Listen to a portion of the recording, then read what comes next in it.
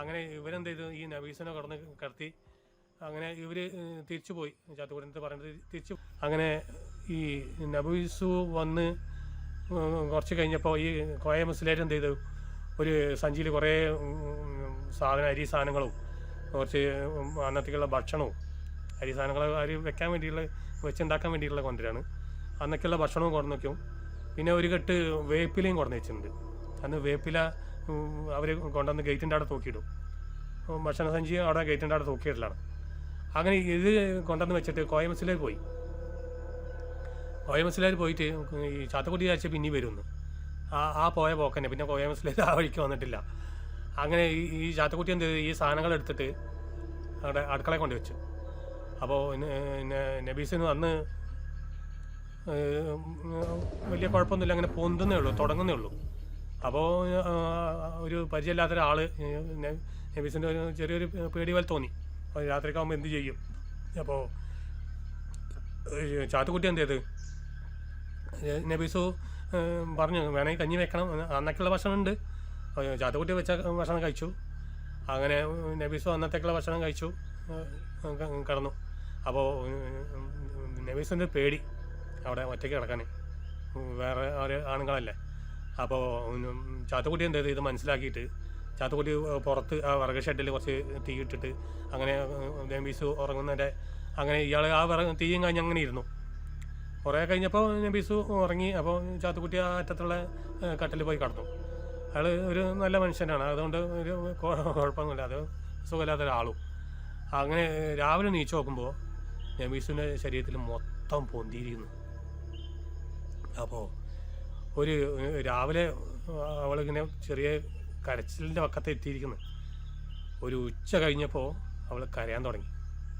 ഈ വേദന സഹിക്കാൻ വയ്യായിട്ട് ഇങ്ങനെ ആ കുമ്പളൊക്കെ കണ്ട് പൊന്തിയിട്ട് ഈ വസ്ത്രം ഇറുങ്ങിയ ബ്ലൗസും ഇതൊക്കെ അല്ലേ, അതിൻ്റെ ഉള്ളിൽ ഇങ്ങനെ ഈ കുമ്പള പൊന്തുമ്പോൾ ആ വിങ്ങൽ അത് സഹിക്കാൻ പറ്റായിട്ട് അവൾ കുറേ പിടിച്ചു നോക്കി, ഈ വസ്ത്രം ഊരാതെ. ഒരു വേറെ ആണുള്ള അടുത്തുള്ളത്, അതുകൊണ്ട് ഈ നബീസ് കുറേ നേരം പിടിച്ചു നിന്ന് നോക്കി ഇത് വസ്ത്രം ഊരാതെ. പക്ഷേ നിവൃത്തില്ല. അന്ന് രാത്രി ഒരു ചാത്തുകുട്ടി അങ്ങനെ തന്നെ ചെയ്തു. അവിടെ വിറകുവരയിൽ കുറച്ച് തീ ഇട്ടിട്ട് അവിടെ ഇരിക്കുകയായിരുന്നു. അപ്പോൾ ഉണ്ട് നബീസ് ഇങ്ങനെ വിളിക്കുന്നു, ചാത്തുകുട്ടിയായിട്ട് ഒന്നും ഇങ്ങോട്ട് വരികയായിരുന്നു. പോയി നോക്കുമ്പോൾ അപ്പോൾ നബീസിൻ്റെ നാണൊക്കെ പോയിരിക്കുന്നു. കാരണം വേദനേന് മുകളിൽ അതൊന്നുമില്ല. അപ്പോൾ നബീസ് പറഞ്ഞ് ചാത്തുകുട്ടിയായിട്ട് ഈ തുണി എനിക്ക് അഴിക്കാൻ പറ്റുന്നില്ല, ഒന്ന് സഹായിക്കുക പറഞ്ഞു. അപ്പോൾ ചാത്തുകുട്ടി അങ്ങനെ ശരീരത്തിൽ തൊടാതെ, പെണ്ണുങ്ങൾ വേറെ സ്ത്രീയല്ലേ, അപ്പോൾ ശരീരത്തിൽ തൊടാതെ അങ്ങനെ അത് ഊരി ഇരുടായതുകൊണ്ട് അങ്ങനെ അത് ഊരി കൊടുത്തു. അങ്ങനെ നബീസ് അതിൽ വസ്ത്രമില്ലാതെ കിടന്നു. അതേ നിവൃത്തിയുള്ളൂ, കാരണം അത്രയ്ക്ക് വസ്ത്രം ഇടാൻ കഴിയില്ല. ആദ്യം കുറച്ച് പുതച്ചൊക്കെ കിടന്നു നോക്കി, പക്ഷെ പുതയ്ക്കാനൊന്നും കഴിയുന്നില്ല. ഈ വേപ്പില വിരിച്ചിട്ട് അതിൽ കിടക്കേണ്ടി വന്നു. രാവിലെ നീച്ച് നോക്കുമ്പോൾ നബീസുവിന് അനങ്ങാൻ കഴിയുന്നില്ല, നീക്കാനും പറ്റില്ല. മറ്റേ ചാത്തുകുട്ടിക്ക് വന്ന പോലെ തന്നെ നല്ല മേലൊക്കെ അങ്ങ് നിറച്ച് പൊന്തി പൊട്ടാൻ തുടങ്ങിയിട്ട് 4 ദിവസം കഴിയണം ഇത് കിടക്കുമ്പോഴൊക്കെ പൊട്ടുക. അങ്ങനെ ഇവള് കരച്ചിൽ തുടങ്ങിയപ്പോൾ ചാത്തുകുട്ടി എന്ത് ചെയ്തു, ആ തുണികളെടുത്ത് മെല്ലെ അവളുടെ ശരീരത്തിലിട്ടു. എന്നിട്ട് കുറച്ച് വെള്ളം ചൂടാക്കി തിരട്ട വെച്ചു. അപ്പോൾ നബീസ് പറഞ്ഞ് കുറച്ച് വെള്ളം വേണമെന്ന് പറഞ്ഞു. അങ്ങനെ ഇയാൾ കുറച്ച് വെള്ളം കൊണ്ടു കൊടുത്തു കുറച്ച്. അപ്പോൾ പിന്നെ ചാത്തുക്കുട്ടി മനസ്സിലായി ഇനി നബീസിനെ ഒന്നും വെച്ചുണ്ടാക്കാനൊന്നും കഴിയില്ല. അപ്പോൾ ചാത്തുക്കുട്ടി കുറച്ച് അരിയൊക്കെ ഇട്ട് കഞ്ഞി വെച്ചു. കുറച്ച് കഴിഞ്ഞപ്പോൾ ഈ പുതപ്പിട്ടൊക്കെ നബീസ് എടുത്ത് മാറ്റിയത്, അതായത് പുതയ്ക്കാനൊന്നും കഴിയുന്നില്ല. പിന്നെ അവിടെ ഈ വേറെ ആളെ മുന്നിൽ പിന്നെ തുണിയില്ലാതെ കിടക്കുക എന്നുള്ള അങ്ങനത്തെ നാണം ഒന്നും ഇല്ലാതായിപ്പോയി ഈ വേദന കൊണ്ട്. അങ്ങനെ ചാത്തുക്കുട്ടി എന്ത് ചെയ്തു, ഇങ്ങനെ കുറച്ച് കഞ്ഞി കൊടുക്കാൻ വേണ്ടി അടുത്ത് പോയപ്പോൾ തുണികളും എല്ലാം എടുത്തപ്പോൾ നബീസ് പറഞ്ഞു അന്ന് കുഴപ്പമില്ല ചാത്തുക്കുട്ടിയായിട്ട് ഞങ്ങൾ കഞ്ഞി തരിക പറഞ്ഞു. അങ്ങനെ ഇയാൾ അത് അങ്ങോട്ട് ശ്രദ്ധിക്കാതെ ശരീരത്തേക്ക് ശ്രദ്ധിക്കാതെ അങ്ങനെ കഞ്ഞി മുക്കി കൊടുത്തു. അങ്ങനെ ഒരു അന്നത്തെ ദിവസം കഴിഞ്ഞു. അങ്ങനെ ഇവൾ കരയാൻ തുടങ്ങി, സഹിക്കാൻ പറ്റാതെ കരയാൻ തുടങ്ങി. അങ്ങനെ ഇയാൾ സമയാസമയം ഇങ്ങനെ കഞ്ഞി വെച്ച് കൊടുത്തു. അങ്ങനെ മുഴുവൻ പൊന്തിയിരിക്കുകയാണ്. അപ്പോൾ ഇതിങ്ങനെ വഴുത്ത് ഇങ്ങനെ പൊട്ടാൻ തുടങ്ങിയപ്പോൾ ഈ ചാത്തുക്കുട്ടി എന്ത് ചെയ്തു, കുറച്ച് വേപ്പിലട്ട് ഇങ്ങനെ വീശി കൊടുക്കും, കഞ്ഞിയും കൊടുക്കും. അതേപ്പോൾ ചാത്തുക്കുട്ടി ചെയ്യാൻ പറ്റുന്നുള്ളൂ. അങ്ങനെ ഈ ഒരു 6 ദിവസം കഴിഞ്ഞു. 6 ദിവസം കഴിഞ്ഞപ്പോൾ ഇങ്ങനെ നബീസും അങ്ങനെ ബോധം കെട്ടൊന്നുമില്ല. ഈ ചാത്തുക്കുട്ടീൻ്റെ കഞ്ഞിവെള്ളം കൊടുത്തിട്ടായിരിക്കാം, ഈ ഒരാൾ പരിചരിക്കാനുള്ളതുകൊണ്ടായിരിക്കും, ചിലപ്പോൾ ഭക്ഷണം കിട്ടിയതുകൊണ്ടായിരിക്കാം, എന്താണെന്നറിയില്ല. അത് ഒരു 6 ദിവസം കഴിഞ്ഞപ്പോൾ ഈ കുമ്പളകളൊക്കെ ഇങ്ങനെ ചുരുങ്ങി ഇങ്ങനെ കുറയാൻ തുടങ്ങി, പനിയും കുറയാൻ തുടങ്ങി. അങ്ങനെ ചാത്തുക്കുട്ടി ബോധം കെട്ട പോലെ അങ്ങനെ ബോധം കെട്ട് കിടന്നില്ല നബീസിന് കുറച്ച് ആരോഗ്യമുള്ള സമയം, ഒരു 25 വയസ്സ് പ്രായമാണ്. അങ്ങനെ ഈ ഒരു 6 ദിവസം കഴിഞ്ഞപ്പോൾ ഇങ്ങനെ പനി കുറയാൻ തുടങ്ങി. അങ്ങനെ കുമ്പളകൾ ഇങ്ങനെ ചുരുങ്ങാൻ തുടങ്ങി, അധികമൊന്നും പൊട്ടിയിട്ടില്ല. അങ്ങനെ അവളെ രോഗം മാറുകയാണ്. ഈ വസൂരി ഈ വന്ന് മരിക്കുന്നത്, അപ്പോൾ ചാത്തുക്കുട്ടിക്ക് മനസ്സിലായി ഇത് മരുന്നൊന്നുമല്ല, ഇത് ഭക്ഷണം കിട്ടായിട്ട് ആൾക്കാർ മരിച്ചു പോവുകയാണ്. അതായത് പകരം വിചാരിച്ചിട്ട് ആൾക്കാർ അടുത്തേക്ക് വരാത്തതുകൊണ്ട്, ഭക്ഷണം കിട്ടാത്തതുകൊണ്ട്, വെള്ളം കിട്ടാത്തതുകൊണ്ടും അങ്ങനെ ഈ രോഗി മരിച്ചു പോവുകയാണ്. ഈ വസൂരി രോഗത്തിന് പ്രത്യേകത ഉണ്ട്. എന്താണെന്ന് വെച്ചാൽ, ഒരു മനുഷ്യ ശരീരത്തിൽ വന്നു കഴിഞ്ഞാൽ, ഒരാൾക്ക് ഒരു പ്രാവശ്യം വന്നു കഴിഞ്ഞാൽ പിന്നെ ആ ശരീരത്തിൽ വസൂരി വരില്ല. അത് ചിക്കൻ ബോക്സും അങ്ങനെ തന്നെയാണ്. ഈ വസൂരി പിന്നെ പകരില്ല. അത് ചാത്തുക്കുട്ടിക്ക് അറിയാം. അങ്ങനെ ഒരാൾ രക്ഷപ്പെട്ട ചരിത്രമൊന്നുമില്ല, എന്നാലും ഈ ഇങ്ങനെ പറഞ്ഞു കേട്ടിട്ടുണ്ട്, അങ്ങനെ ആ വസൂരി പിന്നെ ആ ശരീരത്തിൽ പിന്നെ വരില്ല എന്ന്. അങ്ങനെ ഈ നബീസുവിന് മാറി ഇതൊക്കെ ചുരുങ്ങി, പനി കുറഞ്ഞു, ഇങ്ങനെ കുമ്പളൊക്കെ ചുരുങ്ങി. അങ്ങനെ അപ്പം ചാത്തുക്കുട്ടി പറഞ്ഞു, എന്നാൽ ഇതൊക്കെ കുറച്ച് ഇങ്ങനെ കുറയാൻ തുടങ്ങി. കുറഞ്ഞു കഴിഞ്ഞപ്പോൾ ചാത്തുക്കുട്ടി പറഞ്ഞു, എന്നാൽ നീ ഒന്ന് പോയി കുറച്ച് വെള്ളം തലയിൽ കൂടെ ഒഴിച്ച് ഒന്ന് കുളിച്ച് നോക്ക്, മെല്ലെ അങ്ങനെ തോർത്തുകൊണ്ട് അതൊക്കെ വെള്ളമൊക്കെ ഒപ്പിയെടുക്കാം നമുക്ക്. അതുകൊണ്ട് നീ അങ്ങനെ ചെയ്ത് നോക്ക്, ഞാൻ അങ്ങനെ ചെയ്തിട്ടുണ്ട്, അതുകൊണ്ട് നീ അങ്ങനെ ചെയ്ത് നോക്കെന്ന് പറഞ്ഞു. അങ്ങനെ നബീസും എല്ലാം എഴുന്നേറ്റ് പോയി ഈ ചെറുതായിട്ടൊന്ന് കുളിച്ചപ്പോൾ കഴിഞ്ഞപ്പോൾ ഒരു ആശ്വാസം തോന്നി. നല്ലൊരു ആ മണക്കാണ്ട് പോയതുകൊണ്ട് ഒരു ആശ്വാസം തോന്നി. അപ്പോൾ നല്ല ചൂടുള്ള കഞ്ഞിയും കൊടുത്തു. അങ്ങനെ നബീസ് കുറേ നേരം കിടന്നു ഉറങ്ങി. അന്ന് വൈകുന്നേരം നല്ല കുറവ്, ക്ഷീണത്തിന് ഭക്ഷണം കിട്ടിയപ്പോൾ, ഈ ചൂടുള്ള കഞ്ഞിയും ഇങ്ങനെ കിട്ടിയപ്പോൾ നല്ലൊരു കുറവ്. അങ്ങനെ പിറ്റത്തെ ദിവസം തൊട്ട് നബീസിന് ഇങ്ങനെ കുറഞ്ഞു വരികയാണ്. ആ ഒരു നബീസിന് ഇത് 7ാമത്തെ ദിവസം, നബീസ് വന്നിട്ട് 7ാമത്തെ ദിവസം. അപ്പോൾ ചാത്തുക്കുട്ടി ഏകദേശം കുറഞ്ഞു, നല്ല ഒരുവിധം മാറി തുടങ്ങി. കലകൾ മാത്രമേ ഉള്ളൂ. അങ്ങനെ ഈ നബീസ് ഒന്ന് 7ാമത്തെ ദിവസം ഉണ്ട് അറ്റൻഡർമാർ വീണ്ടും ഒരാളെ കൂടി കൊണ്ടിരുന്നു. അതൊരു കുട്ടിയായിരുന്നു, ചെറിയ കുട്ടി, ഒരു 7 വയസ്സുള്ള കുട്ടി. അതൊരു കുട്ടി, അത് കുടന്ന് കിടത്തി. കുട്ടി ഭയങ്കര കരച്ചിൽ. കുട്ടിക്ക് അത് കുറച്ച് കൂടുതൽ പൊന്തിയിരുന്നു. അങ്ങനെ കുട്ടി രാത്രിയൊക്കെ നല്ല കരച്ചിലായിരുന്നു. പിന്നെ കുറച്ച് ഞാൻ ഈ വെള്ളം ഇതൊക്കെ കൊടുത്തു, ചാത്തുക്കുട്ടി ഒക്കെ ചെയ്യുന്നുണ്ട്, നബീസൊക്കെ ചെയ്തു, ഭക്ഷണമൊക്കെ കൊടുത്തു, വെള്ളമൊക്കെ കൊടുത്തു, നോക്കുന്നുണ്ട്. അങ്ങനെ ഒരു 2 മണി 3 മണിയായപ്പോൾ ഈ കുട്ടി കരച്ചിൽ നിർത്തി. അപ്പോൾ അവർ വിചാരിച്ചില്ല, കിടന്നു ഉറങ്ങി, പാവം, കിടക്കാൻ വയ്യായിട്ടായിരിക്കും കരയുന്നത്, കരച്ചിൽ നിന്നല്ലോ, ഉറങ്ങിയല്ലോ, സമാധാനം ഉണ്ട് പറഞ്ഞിട്ട്. അങ്ങനെ ഇവരും കിടന്നുറങ്ങി. രാവിലെ നീച്ച് നോക്കുമ്പോൾ ഈ കുട്ടി മരിച്ചു പോയിരുന്നു. അത് സഹിക്കാൻ കഴിയാഞ്ഞിട്ട് ഈ കുട്ടി അന്നത്തെ രാത്രി കൊണ്ട് തന്നെ മരിച്ചുപോയി. അത്ര ആരോഗ്യമില്ല കുട്ടിക്ക്, ചെറിയ കുട്ടിയല്ലേ. അങ്ങനെ ആ കുട്ടി മരിച്ചു പോയിക്കുന്നത്. ഇത് കഴിഞ്ഞ് ഒരു 2 ദിവസം കഴിഞ്ഞപ്പോൾ പിന്നീട് അറ്റൻഡർമാർ വേറൊരാളെ കൊണ്ടുവന്നു. അതും ഒരു സ്ത്രീ ആയിരുന്നു. ആ സ്ത്രീ ഇവരെ നോക്കുമ്പോൾ നാരായണി പറഞ്ഞൊരു സ്ത്രീ ആയിരുന്നത്. അതും പിന്നെ ഈ സൈനബാൻ്റെ അതേ പ്രായമാണ്. ഒരു സ്ത്രീ ആയിരുന്നു. അപ്പോൾ ഇവർ നോക്കുമ്പോൾ ഈ കദീസും ചാത്തുക്കുട്ടി നോക്കുമ്പോൾ അതും ഒരു നാരായണി പറഞ്ഞൊരു സ്ത്രീ ആയിരുന്നു. അവർക്ക് അറിയുന്നതാണ്, ഈ കദീസിൻ്റെ അതേ പ്രായമുള്ളൂ, അവരൊക്കെ ഒരുമിച്ച് പണിയെടുക്കുന്നതാണ്. അപ്പോൾ ഈ നാരായണി വന്നപ്പോൾ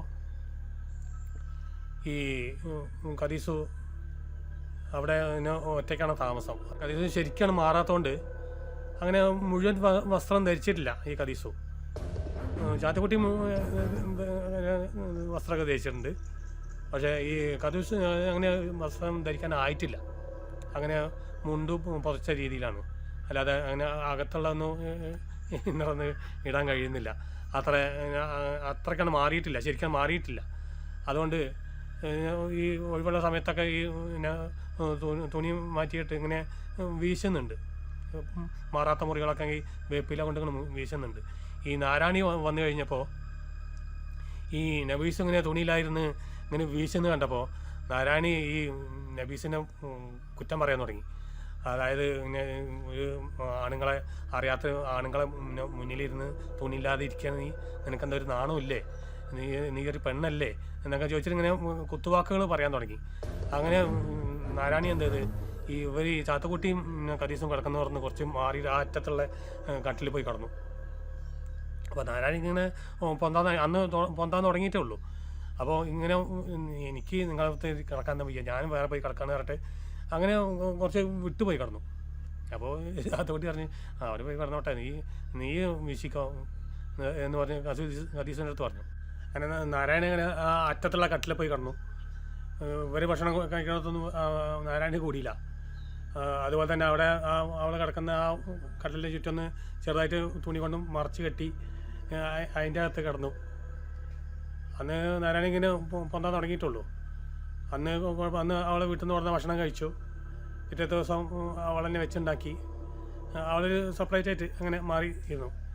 അന്ന് വൈകുന്നേരം ആയപ്പോൾ തന്നെ നാരായണിക്ക് നല്ല പൊന്താൻ തുടങ്ങി. മേലൊക്കെ പൊന്താൻ തുടങ്ങി. അങ്ങനെ നാരായണി വന്നിട്ട് 2 ദിവസം വസ്ത്രം നൂരാതെ പിടിച്ചു നിന്ന് പറഞ്ഞാൽ ഇവരെ മുന്നിൽ നാണം കെടാനും വയ്യ, പിന്നെ സഹിക്കാനും പറ്റുന്നില്ല. ഈ വസ്ത്രത്തിൻ്റെ ഉള്ളിലൊക്കെ കുമ്പളം കണ്ട് പൊന്തുമ്പോഴുള്ള ആ പുകച്ചിൽ അത് സഹിക്കാൻ പറ്റാതെ വെച്ചിട്ട് അന്ന് രാത്രി അവൻ നാരായണി കാത്തിരുന്നു എന്ന് തന്നെ പറയാം. കുറച്ച് രാത്രി ആയപ്പോൾ ഇങ്ങനെ മെല്ലെ ഒരു വിളി ഇങ്ങനെ കേൾക്കുന്നുണ്ട്. നബീസിനെ കദീസുവിനെ വിളിച്ചു. കദീസുവിനെ മെല്ലെ ചെന്ന് നോക്കുമ്പോൾ നാരായണി കരയാണ്. കരച്ചലിൽ നിന്നുണ്ടെങ്കിൽ സഹിക്കാൻ പറ്റാതെ കരയാൻ തുടങ്ങി. ഇവരൊക്കെ അവസ്ഥ തന്നെ. അപ്പോൾ നോക്കുമ്പോൾ നാരായണി പറയുന്നത് ഇതൊന്നും എങ്ങനെയെങ്കിലും അയച്ചു. അപ്പോൾ ഈ കുമ്പളകളൊക്കെ അങ്ങോട്ട് തിങ്ങി പൊന്തിയിട്ട് വസ്ത്രത്തിൻ്റെ ഉള്ളിൽ കൂടെ തിങ്ങിയതുകൊണ്ട് ഈ വസ്ത്രം അയക്കാൻ കഴിയുന്നില്ല. നേരം മെഴുകിപ്പോയി. അതായത് അയക്കേണ്ട സമയത്ത് അയച്ചില്ല. അതുകൊണ്ട് പിന്നെ അയച്ചാൽ കിട്ടുന്നില്ല. കയ്യിൽ നിന്ന് തൊലിയൊക്കെ ആ കുമ്പള പൊളിഞ്ഞു പോരുകയാണ്, തൊലിയടക്കം പോരുകയാണ്. അങ്ങനെ ഇവളെ ഈ വസ്ത്രം അയക്കുമ്പോൾ അലറി കരയാൻ തുടങ്ങി. അങ്ങനെ ചാത്തക്കുട്ടിയും പോയി സഹായിക്കിയത്. അപ്പോൾ ചാത്തക്കുട്ടി വരണ്ടെന്നൊന്നും നാരായണി പറയാൻ പറ്റിയില്ല. കാരണം വേദന കൊണ്ട് ആ നാണവും വാശിയൊക്കെ കണ്ട് പോയി നാരായണീൻ്റെ. ആ സമയത്ത് അങ്ങനെ ആയിപ്പോയി. അങ്ങനെ രണ്ടാളും കൂടി വളരെ കഷ്ടപ്പെട്ടിട്ടാണെങ്കിലും ആ വസ്ത്രമെല്ലാം ഊരി കൊടുത്തു.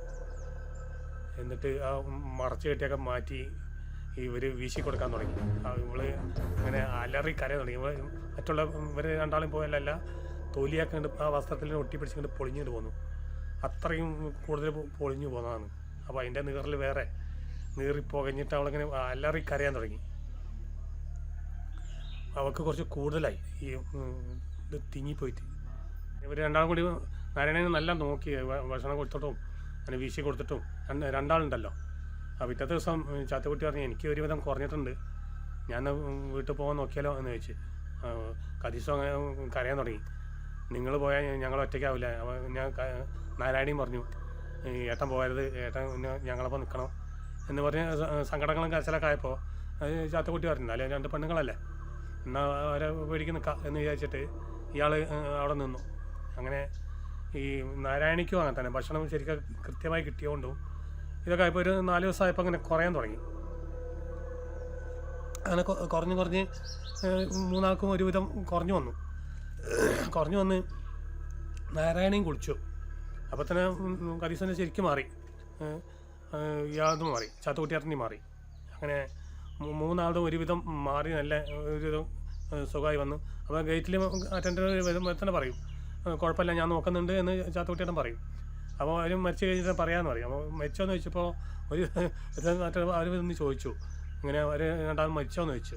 പറഞ്ഞ് മരിക്കാറായിട്ടുണ്ട്, കഴിച്ചിടാൻ തോന്നുന്നില്ല, എന്നാലും ഞങ്ങൾ മരിച്ചു കഴിഞ്ഞാൽ ഞാൻ കത്തിച്ചോളാം, നിങ്ങൾ വരുന്ന വേണ്ട എന്ന് പറഞ്ഞു. അപ്പോൾ മറ്റൊരു തിരിച്ചു പോകുക ചെയ്ത്. അങ്ങനെ ഇവർക്ക് 3 ആൾക്കും രോഗം മാറി. ഈ വസൂരി രോഗം വന്ന് മാറി ഇവർക്ക് വീട്ടിൽ പോകാൻ അവർക്ക് ആയി തുടങ്ങി. അതായത് ശരീരത്തിൽ ഈ കലകളുണ്ട് എന്നല്ലാതെ, ചാത്തുകുട്ടിയൊക്കെ മുഖത്ത് കലകളുണ്ട് എന്നല്ലാതെ എല്ലാ രോഗവും മാറി, വേദനയൊക്കെ മാറി ശരിയായി. അപ്പോൾ ഇവർ മൂന്നാളും എന്ത് പരിപാടി എടുത്തു, എന്നാൽ എല്ലാവരും അവനവൻ്റെ വീട്ടിൽ പോവാം എന്ന് കരുതി. അങ്ങനെ ഇവരാ മൂന്നാളും അവരെ വീട്ടിലേക്ക് പോയി. ചാത്തക്കുട്ടി പോയി വീട്ടിൽ പോയി നോക്കുമ്പോൾ ഭാര്യയും അമ്മയും മക്കളൊക്കെ അകത്തുണ്ട്. ചാത്തക്കുട്ടി വരുന്നുണ്ടെന്ന് വിവരം അറിഞ്ഞതുകൊണ്ടാണ് എന്താണെന്നറിയില്ല, ഇവർ വാതിലടച്ചിട്ട് വാതിൽ തുറന്നില്ല. പിന്നെ ചാത്തക്കുട്ടി കുറേ കൊട്ടി വിളിച്ചു നോക്കി, ഇതാ ഞാൻ വന്നിട്ടുണ്ട്, വാതിൽ തുറക്ക് എന്ന് പറഞ്ഞ് വിളിച്ചു നോക്കി.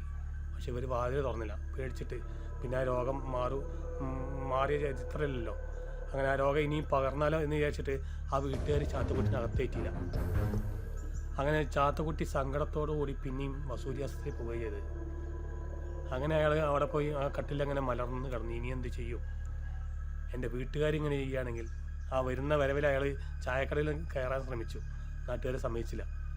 ആ രോഗം വന്നുകൊണ്ട് ഇനി ഇവിടെ നിൽക്കണ്ട എന്നുള്ളൊരു രീതിക്കാണ് നാട്ടുകാർ സംസാരിച്ചത്.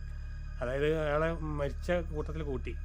ഇനി ആ രോഗം പകരും എന്നുള്ള പേടി കൊണ്ട് ആരും അടുപ്പിക്കുന്നില്ല, ആരും സംസാരിക്കുന്ന പോലുമില്ല. അപ്പോൾ ഇയാൾക്ക് മനസ്സിലായി, ഞാൻ അവിടെ ഒറ്റപ്പെട്ടു, ഇനി എന്ത് ചെയ്യും എന്ന് പറഞ്ഞിട്ട് അയാൾ ആശുപത്രിയിൽ വന്നിങ്ങനെ മലർന്ന് ആ കട്ടിലിങ്ങനെ കിടക്കുകയാണ്. കിടന്നു കഴിഞ്ഞ് കുറച്ച് കഴിഞ്ഞപ്പോൾ ചെറുതായിട്ട് സംസാരം കേൾക്കുന്നു, കേട്ടിട്ടുണ്ടായിരുന്നു. അപ്പോൾ അയാൾ നീച്ചൊന്ന് നോക്കി. അപ്പോൾ ഇവർ രണ്ടാളും തിരിച്ചു വരികയാണ്. ആരെ? ഈ കദീസും നാരായണിയും തിരിച്ചു വരികയാണ് വീട്ടിൽ നിന്ന്. അവരെയും വീട്ടിൽ കയറ്റിയിട്ടില്ല എന്ന് മാത്രമല്ല, ഈ കദീസുവിൻ്റെ കോയ മുസ്ലിയാർ, ഭർത്താവ് കോയ മുസ്ലിയാർ ഇവളെ കൊണ്ടാക്കി 2 ആഴ്ച കഴിഞ്ഞപ്പോൾ തന്നെ വേറെ പെണ്ണ് കെട്ടിയിരിക്കുന്നു. ഈ കദീസിന് 2 മക്കളുണ്ട്. ഒരു മൂത്ത പെൺകുട്ടി, ഒരു ചെറിയ ആൺകുട്ടിയുണ്ട്. ഇവരെ നിർത്തിക്കൊണ്ട് കോയ മുസ്ലിയാർ വേറെ പെണ്ണ് കെട്ടി പുതിയൊരു കല്യാണം കഴിച്ച് അങ്ങനെ കൂടിയിരിക്കുകയാണ്. പിന്നെ ആ വീട്ടിലേക്ക് കദീസിന് കയറ്റുമോ? നാരായണിക്കും അതേ സ്ഥിതി.